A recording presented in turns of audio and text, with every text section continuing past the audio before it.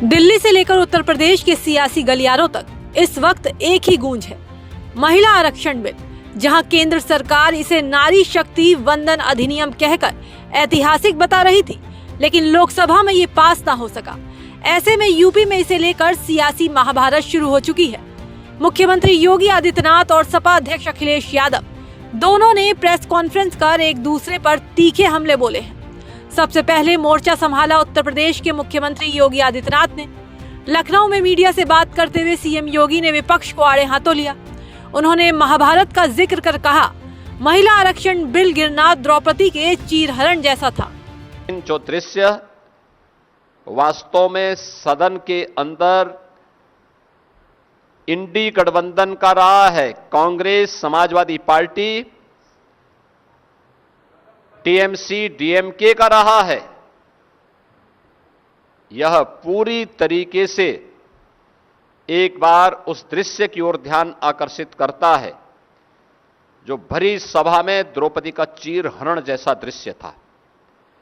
किस प्रकार की टिप्पणी और गैर जिम्मेदाराना टिप्पणियां विपक्ष के द्वारा की गई और किस प्रकार का आचरण किया गया, यह किसी से छुपा हुआ नहीं है।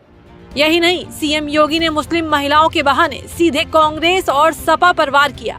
उन्होंने याद दिलाया कि जब शाहबानो प्रकरण हुआ था तब कांग्रेस की सरकार ने मुस्लिम महिलाओं के अधिकारों को छीनने का काम किया था और आज वही लोग हितैषी बन रहे हैं। समाजवादी पार्टी और उनके जो अन्य सहयोगी हैं कांग्रेस की उस रणनीति में, मैं पूछना चाहता हूं कांग्रेस से, समाजवादी पार्टी से,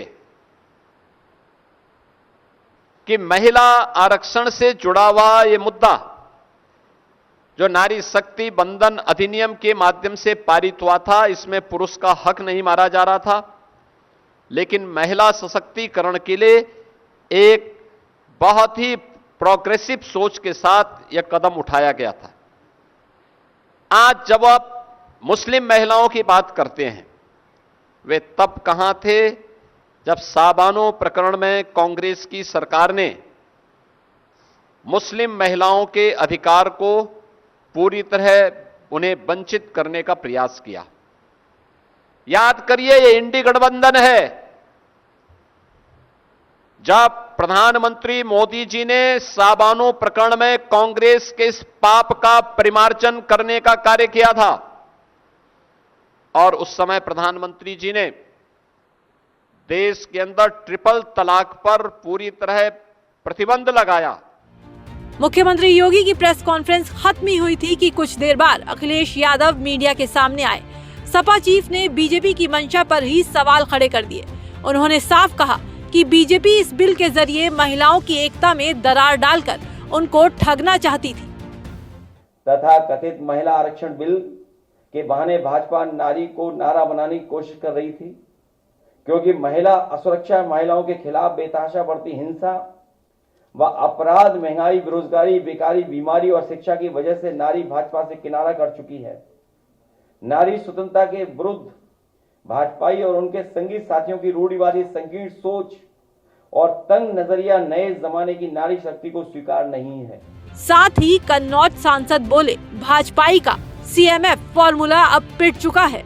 उन्होंने बीजेपी पर कटाक्ष करते करते सीएमएफ का फुल फॉर्म भी बताया। वो क्या है, आप उन्हीं की जुबानी सुनिए।